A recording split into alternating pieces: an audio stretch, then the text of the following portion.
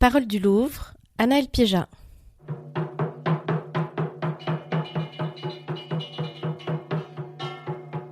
Phonomaton au Louvre avec Thomas Lévillane. Parmi vos tableaux récents, il y a un biodôme, un univers totalement artificiel et autonome fabriqué par des humains. Il y a des images d'Auschwitz, il y a des bords de mer ravagés. On vous a remarqué, Thomas Lévillane, il y a une quinzaine d'années pour vos petites peintures de lendemain de fête, des peintures qui disent la fragilité de l'univers. En plus, vous êtes aussi un artiste engagé pour la peinture. Vous avez organisé un colloque au Collège de France en 2014, la Fabrique de la peinture. Vous avez organisé aussi une rencontre autour de la peinture à la Villa Médicis en 2019. Vous avez une chaîne YouTube, Les Apparences, dans laquelle vous interviewez des peintres tous les dimanches, que vous avez créée à l'occasion d'une exposition que vous avez organisée à Perpignan en 2021. Et comme vous aimez bien échapper aux catégories, on vous aperçoit parfois aussi dans le monde du cinéma, dans celui de la critique d'art, dans celui de la littérature et même dans celui de la musique. Nous allons faire aujourd'hui une visite en forme de boucle des portraits du Fayoum à Philippe de Champaigne, de Memling à Chardin, une façon de rendre assez relative la notion de progrès en art. Vous vous souvenez, Thomas Lévillane, de votre première visite au Louvre ? Non, parce que je devais être très jeune.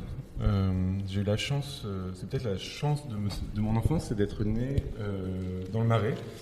Donc on allait souvent au Louvre avec mes parents. Voilà, mes parents aimaient l'art et ils m'amenaient souvent au Louvre. Donc non, je me souviens pas forcément de. Je pense que je dois me souvenir des momies ou des choses comme ça, quoi. D'abord. Aujourd'hui, c'est un lieu que vous fréquentez beaucoup ? Alors j'ai beaucoup fréquenté les musées avec un critique d'art avec qui j'ai travaillé qui s'appelle Hector Obal, et donc on allait voir les musées, j'allais en voir deux par semaine presque. Donc j'étais très gavé comme ça de peinture, et aujourd'hui je vais moins au musée parce que j'en suis plus sensible en fait, ça me marque plus. Donc j'y vais peut-être une fois par mois au Louvre, voilà, mais j'y vais quand même. Quand vous venez, c'est un lieu rassurant, c'est un lieu intimidant, c'est un lieu rassérénant ? Pour moi, c'est un lieu un peu hostile quand même, parce qu'il y a beaucoup de touristes, il faut beaucoup d'énergie pour avoir accès aux pièces. Et puis après, il y a des pièces complètement vides, il y en a plein. Donc je pense toute la peinture française qui va du 16e au 19e, il n'y a pas grand monde. Il y a tous les Hollandais, il n'y a pas grand monde. Enfin voilà, il y a plein de pièces où on peut se reposer, être plus au calme, les Rubens, voilà. Et donc voilà. Donc l'idée c'est qu'il faut faire le petit effort pendant un quart d'heure avant d'arriver dans le calme et la sérénité. Pour commencer cette visite, nous sommes là autour des portraits du Fayoum et vous avez choisi l'un des plus célèbres, l'Européenne, qui date de 100 à 150 de l'époque romaine. Quel est pour vous aujourd'hui cet enjeu de représenter la figure humaine ? Alors, on pourrait toujours chercher une origine aux arts, à l'art. Il y a des fantasmes comme ça à trouver la première fois que. Mais en tout cas, pour moi, ces portraits-là, ils nous posent vraiment en question, puisque c'est des portraits de gens. On sent que c'est des personnes. Et ils ne s'ancrent pas dans une histoire de l'art qui serait de trouver l'humanité à partir de l'humanisme et tout ça, et qu'on est bien plus tôt. Ce que j'aime beaucoup, c'est le fait que ça soit l'objet d'une créolisation, puisque c'est un mélange de grec, de romain et d'égyptien, en fait. On est en Égypte, voilà. Et puis, l'idée, c'est de faire une peinture la plus présente possible. Donc, c'est des portraits comme ça, très simples, qui sont sur bois, et sur figuier, je crois. Et la question, l'enjeu, c'est que les gens posaient pour ensuite que ce tableau-là soit sur leur momie, comme une forme de présence, voilà. Et je trouve ça très beau que les enjeux du portrait soient déjà là, c'est-à-dire peindre du fugace pour de l'éternel, c'est-à-dire peindre ce qui se passe, peindre du frais, figer du frais, alors que tout passe, quoi. Est-ce que vous y voyez des individus ? Moi, j'y vois des individus. Et d'ailleurs, celui-là, je le préfère particulièrement aux autres parce que il y a la question aussi du regard, c'est-à-dire que la plupart des peintures du Fayoum regardent le spectateur, et celle-là, elle s'échappe au spectateur, c'est-à-dire qu'elle nous délaisse.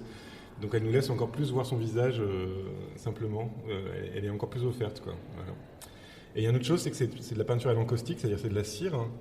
Et donc il y a déjà cet enjeu de l'incarnation en peinture qui serait d'avoir une peinture qui est à la fois opaque et transparente, qui a déjà des sous-couches.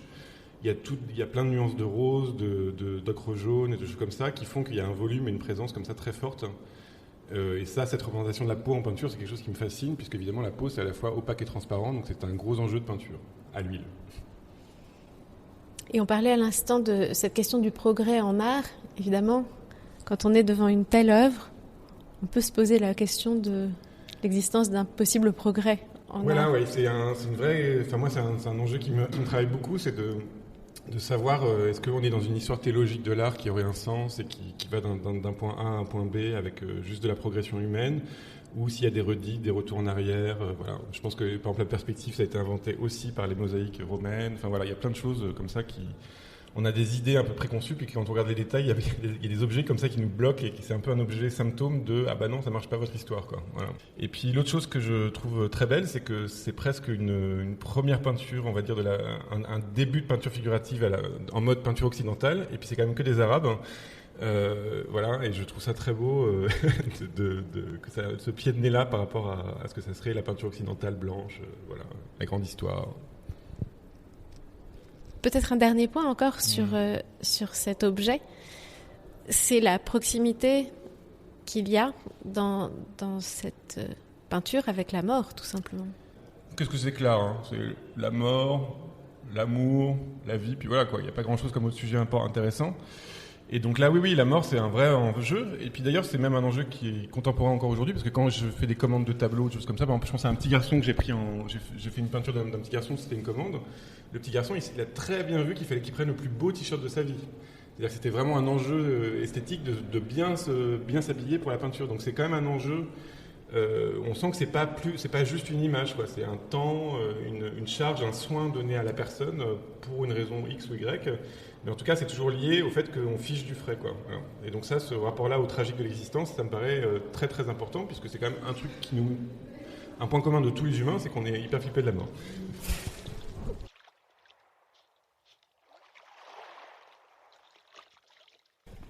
Alors nous sommes montés dans le département des peintures et nous nous trouvons devant le triptyque de la résurrection de Hans Memling qui date de 1490. Nous parlions tout à l'heure d'un biodôme. Ce tableau-là, vous en parlez aussi comme d'un biotope. Que se passe-t-il dans ce triptyque ? Donc là, on est au XVe siècle et Memling, il a une commande qui est de peindre des choses religieuses avec des histoires religieuses. Donc là, c'est la résurrection du Christ, donc c'est le contraire de nos amis égyptiens du Fayoum, puisque là, c'est le Christ qui sort de la tombe. Et puis, donc il y a un panneau où on voit le panneau central où on voit le Christ sortir de sa tombe. À gauche, on a le martyr de Saint-Sébastien, donc il reçoit des flèches accrochées à un arbre. Et à droite, c'est l'ascension du Christ, donc il monte avec son corps encore intact dans le ciel devant les apôtres. Donc ça, c'est l'histoire, c'est la contrainte, on va dire. Et après, quand je parle de biotope, ce qui m'intéresse, c'est que Memling, à cette époque-là, est obligé de jouer avec le monde des apparences, c'est-à-dire le monde réel, le monde que nous connaissons. Donc c'est un espèce de grande boîte à bijoux où il a mis toute la réalité dedans, puisqu'il y a la nature, il y a l'architecture, il y a les corps, il y a les tissus, il y a du métal, il y a des textures dans tous les sens, il y a des expressions dans tous les sens. Et donc c'est une espèce de petite boîte à bijoux comme ça qu'on ouvrait à l'époque. Et j'imagine qu'ouvrir une image comme ça, très colorée à l'époque, ça devait être incroyable. Ça devait être comme un blockbuster aujourd'hui, puisqu'il vivait à la bougie, il vivait dans le gris et le noir et l'obscurité comme ça. Et donc quand on ouvrait comme ça le petit retable, qui était à usage privé celui-là, parce qu'il est vraiment tout petit, et qu'on tombait sur ce tableau-là, sur cette image, ça devait être une émotion incroyable. Donc c'est une émotion que j'aime beaucoup. Vous parliez de reflets, ouais. Vous parliez de lumière, il y a aussi des jeux de reflets absolument saisissants dans ce tableau. Oui, alors c'est ça qui me plaît beaucoup dans des tableaux de ce type-là, c'est que évidemment quand on regarde de loin, c'est un peu chiant, et puis quand on commence à se donner un peu au tableau, on a des cadeaux. Et là, presque on tutoie Memling, parce que Memling, on ne sait pas trop pour qui peint Memling, mais peut-être pour Dieu ou pour nous, mais en tout cas, là, dans le tableau central, il y a un enjeu de résurrection, puisque d'un coup, le Christ sort de son tombeau, et en fait, il y a des gardes autour de lui, autour du tombeau, qui sont en train de soit dormir, soit en train de se réveiller, soit d'être impressionnés par la situation. Et en fait, on a presque un enjeu de relation de Jésus-Christ à ses soldats, puisqu'il est dans tous les reflets des casques et des cuirasses des soldats. Et donc, ça, c'est un jeu où Memling n'est pas obligé de le faire, et pourtant, il y va. Et de la même manière, il y a un enjeu de code de maille, où d'un coup, il y allait vraiment à fond la caisse, c'est-à-dire qu'on est au millimètre du millimètre, et pourtant, la cote de maille, on la sent de partout, quoi. Il est comme encerclé par son propre reflet ? Oui, il y a ça, et puis encore une fois, c'est la question de la présence, parce que là, c'est comme un reflet ou un miroir, vous voyez, c'est le contraire d'un vampire, quoi. D'un coup, là, lui, il a un vrai reflet, et donc il existe vraiment, quoi. Et puis évidemment, dans le fond, il y a plein de significations dans tous les sens, parce qu'on est encore dans un endroit où il faut peindre la réalité la réalité a un sens qui serait celui de Dieu, et donc d'un coup, tout a du sens dans le tableau. Mais il est quand même contraint à la réalité pure que nous on connaît, c'est-à-dire on va dire le réel muet, le réel sans signification. Et donc j'aime beaucoup aussi son traitement des petites plantes, de toutes les petites plantes vertes, les petites plantes comme ça qui se baladent un peu partout. Voilà, et même dans des endroits très triviaux comme le bas d'un pied comme ça, ou dans un pied, il y a énormément de volume, énormément de traitement. Et ça, ce soin du monde, c'est quelque chose que je trouve ultra émouvant, quel que soit le peintre. Dans le sens où c'est une manière, même si c'est un but religieux, même s'il y a plein de buts dans cette histoire-là, il y a aussi un but de peinture qui est une narration plastique, où il nous montre à quel point le monde est absolument riche et contrasté et plein de choses. Parce qu'encore une fois, se donner du monde, c'est pas du tout évident que ça existe. Moi, je reste, comme dirait Wittgenstein, le miracle esthétiquement, c'est que le monde soit, qu'il y ait quelque chose, quoi. Voilà.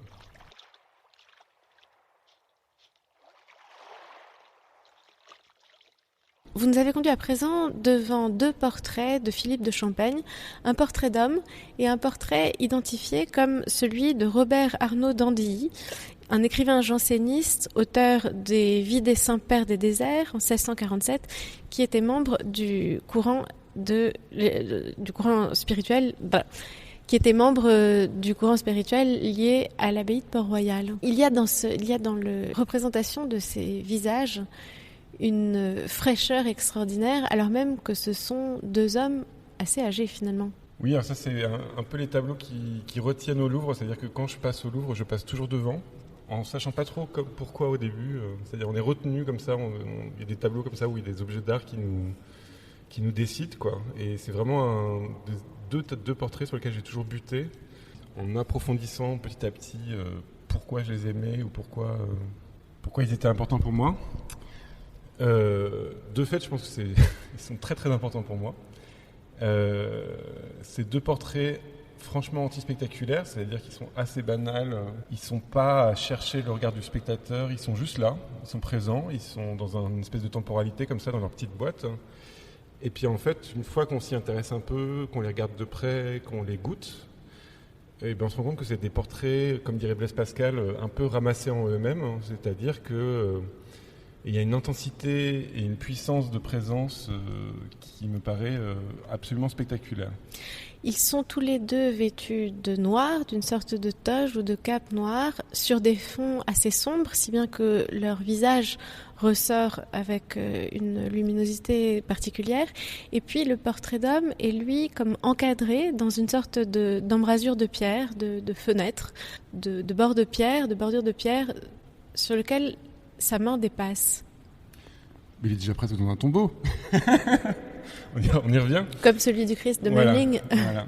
Mais par contre, les 2 ont cette capacité ont cette présence, cette qualité de présence due à la peinture à l'huile qui en font pour moi des portraits vraiment pour toujours, quoi. Vraiment. Et après, il y a aussi la question du soin du peintre, c'est-à-dire que moi, ce que j'aime beaucoup dans Philippe de Champaigne, c'est que c'est un peintre qui s'oublie dans ses sujets.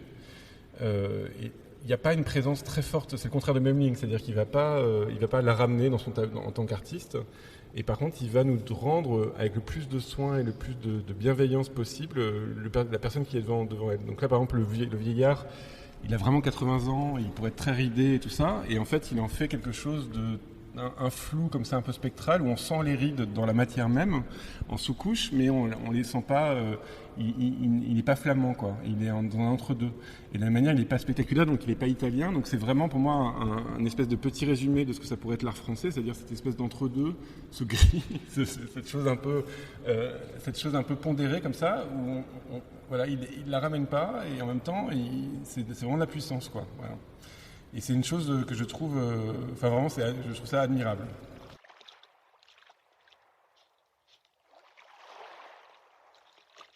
Alors dans cette promenade, on ne dit pas toujours du bien de tous les tableaux, et vous avez choisi une très grande machine de Philippe de Champaigne, qui est l'apparition de Saint-Gervais et de Saint-Protais à Saint-Ambroise vers 1657. Oui, mais je trouve ça important C'est un truc que quand on va au Louvre avec des gens qui ne s'y connaissent pas trop en peinture, ils regardent tous les tableaux. Et ça, je pense que c'est le pire moyen de ne pas comprendre comment ça. On n'a plus l'énergie très vite, on se perd comme ça dans les tableaux. Et donc, pareil, moi j'adore Philippe de Champaigne, mais pas tout. Voilà. Et donc là, par exemple, c'est un tableau que je trouve particulièrement grosse tartine, qui montre ce qui pour moi a vieilli en peinture. C'est-à-dire que c'est une iconographie religieuse. Bon, ça, je ne peux pas lui en vouloir parce que j'adore Memling. Mais par contre, là, il a une emphase et une mise en scène que je trouve complètement, on va dire, un Barnum presque du cinéma des années 50 américain. Enfin, il y a un truc qui a complètement vieilli. Il y a des gestes qui sont, après la photographie et le cinéma, qui me paraissent complètement ridicule en peinture, et puis il a ce goût du réel que j'aime beaucoup, c'est-à-dire qu'il peint l'intérieur d'une église, et il y a quelque chose, il sent l'atmosphère, et puis d'un coup il fait apparaître le fantastique avec Saint-Gervais et Saint-Protais qui sont présentés par Saint-Paul, qui arrivent sur des nuages magiques comme ça, au milieu donc il y a du fantastique qui arrive au milieu du réaliste, et il n'arrive pas à faire son truc, c'est comme un film d'horreur raté, quoi. Il y a un côté carton-pâte, où on a l'impression qu'ils sont en train de surfer sur des nuages magiques à la Dragon Ball, et voilà, tout est un peu raté là-dedans. Enfin, je trouve que d'un coup, cette peinture ne me raconte rien, si ce n'est ce qu'il ne faut pas faire en peinture, c'est-à-dire que ça me raconte ce qui a vieilli aujourd'hui pour moi. Et je trouve ça incroyable que dans les mêmes périodes, et puis sur un tableau que je trouve d'une contemporanéité très puissante, qui peut même ressembler à la photographie plasticienne contemporaine ou des choses comme ça, et d'un autre, un tableau comme ça où on sent qu'il fait son époque, là pour le coup, qui est vraiment ancré dans quelque chose qui ne nous parle plus, quoi.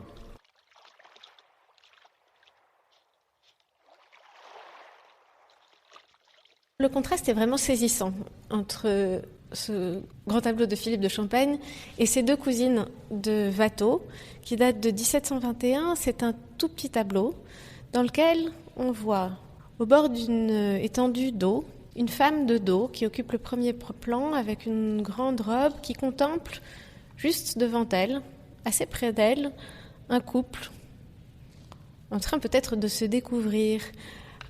De l'autre côté de la rive, il y a un autre couple. Vous me montriez, Thomas Lévillane, un tout petit chien à peine visible sous un arbre, quelques arbres et quelques sculptures qui ornent ce jardin. Pourquoi avez-vous choisi ce tableau ? C'est pas une narration au sens biblique comme on avait eu avant avec Memling, c'est pas une narration où il se passe plein de trucs à la Philippe de Champaigne. Là, c'est une narration plastique, c'est-à-dire qu'en fait, il ne se passe rien. On ne peut pas vraiment dire... On sait qu'il y a un temps, il y a une narration un peu amoureuse comme ça, un petit enjeu amoureux, mais en fait, Watteau invente presque un genre qui serait le genre galant et tout ça, enfin, ça on le connaît bien. Il a réussi à être pris au salon avec ces choses-là, donc il a imposé un genre. Et là, ce que je trouve merveilleux, c'est qu'il nous place sous le point de vue, on peut se projeter en tant que spectateur sur le point de vue de la cousine seule, et donc sur la nuque d'une femme, en fait. Donc d'un coup, on se met à la place d'une femme, ce qui me paraît peut-être Ça, c'est encore un tableau aussi où je l'ai regardé plusieurs fois en me demandant mais pourquoi il m'arrête comme ça, et je pense que c'était vraiment ça l'enjeu. Alors il y a l'enjeu de la solitude que je connais bien, c'est-à-dire ce goût de la solitude, c'est-à-dire les gens qui s'agitent autour de soi, et nous, on est de dos à regarder le monde en étant un peu dubitatif. Et puis, il y a aussi une atmosphère qui est très belle où d'un coup, tout va dans le sens de l'intériorité, encore une fois, de cette cousine, puisque tout le paysage est un peu flou, tout est un peu humide et un peu comme ça entre chien et loup. Et on a l'impression que tout est dans l'émotion de ce personnage qui est un peu délaissé par sa cousine parce qu'elle est partie avec un bellâtre qui lui offre des fleurs, quoi. Il y a un grand contraste entre la manière dont il peint la robe de la cousine de dos, dont il peint aussi le couple devant lequel elle se trouve, et la manière dont il peint la nature qui est beaucoup plus vaporeuse, qui est presque plus floue. Oui, justement, il y a presque un effet de cinéma où il a mis le focus sur la robe et sur la personnage centrale.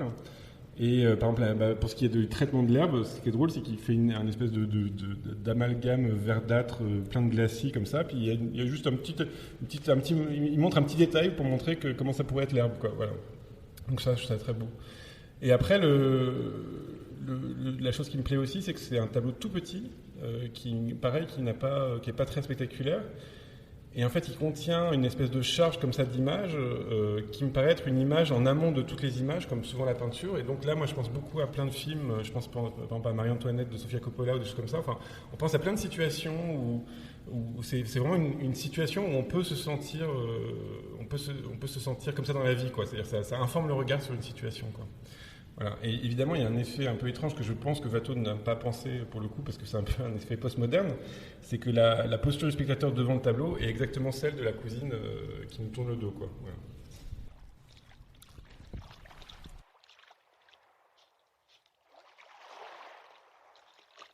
Chardin, c'est un personnage de la maison qui a eu un atelier ici.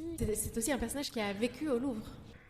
Oui, c'est un truc qui m'intéresse beaucoup dans l'histoire de l'art, c'est de voir les stratégies des peintres. Et donc Chardin, il peignait des natures mortes, ce qui n'était pas forcément le genre le plus apprécié à son époque. Donc il avait une petite stratégie. Il était très, très impliqué dans l'Académie royale, voilà. Et donc il a fini tapissier du roi. Donc c'est lui qui accrochait le salon chaque année. Et donc ça lui donnait du pouvoir, du pognon et le droit de vivre au Louvre et de travailler au Louvre, quoi. Nous achevons cette visite au Louvre avec le gobelet d'argent de Jean-Siméon Chardin vers 1768, dans lequel on voit posé sur une table, on imagine que c'est une table, ce gobelet d'argent à côté de 3 petites pommes, un bol dans lequel est plongée une cuillère et 2 petits marrons à côté. L'ensemble se dessine sur un fond relativement neutre, assez sombre, éclairé légèrement par la droite. C'est encore une affaire de reflet qui se joue ici, une question de représentation de la lumière. Oui, et de réel. Alors le reflet, il ressemble beaucoup à celui des cuirassiers de Memling, puisqu'on a des taches rouges sur le gobelet d'argent, qui sont les reflets des pommes d'api. Et c'est d'une banalité totale. Et c'est une banalité qui est traitée par Chardin avec, encore une fois, du soin et une matière qui est particulière à lui. Et là, moi, je décolle complètement. C'est-à-dire qu'on peint du rien, on peint le monde des apparences, le réel tel qu'il est dans l'ère de l'Holocène depuis 10 000 ans, et pourtant, il arrive à une intensité et à donner de la dignité à ça de manière voilà, qui je trouve déchirante. Alors, je pense à un poète qui s'appelle Francis Ponge qui parlait du fait que le monde muet était notre seule patrie, et là, je trouve qu'il y a quelque chose où on se retrouve, voilà. Enfin, moi, je me retrouve qu'il y a un monde que j'aime, quoi. Et je l'aime d'autant plus que je sais que c'est un monde qui est en train de disparaître, et à cause de la dérive climatique, c'est un monde de stabilité et de continuité qu'on est en train de perdre. Et là, le principe de Chardin aussi, c'est que ça ne se joue, encore une fois, la narration n'est que plastique. Donc c'est sa manière de peindre qui va raconter quelque chose ou qui va donner de l'intensité aux choses. Donc il a comme ça, enfin moi je goûte particulièrement ces fonds complètement sombres, faits de glacis, de transparence, qui jouent avec le grain de la toile. Sa manière de donner de la densité au gobelet, où d'un coup les rayons de blanc ils sont un peu tremblés, ce qui fait que tout vibre un peu tout le temps et la lumière est toujours vivante. Et puis cette manière de donner de la densité aux pommes et aux marrons, qui sont comme des petites taches comme ça sur la surface du sol, peut-être c'est un sol en brique ou je sais pas quoi. Et enfin vraiment tout est là pour pas grand chose, et pourtant c'est d'une intensité très forte. Et moi c'est le genre de tableau qui, quand je sors après avoir vu ce tableau, j'aime plus la vie, quoi. Voilà. C'était Phonomaton au Louvre avec Thomas Lévillane.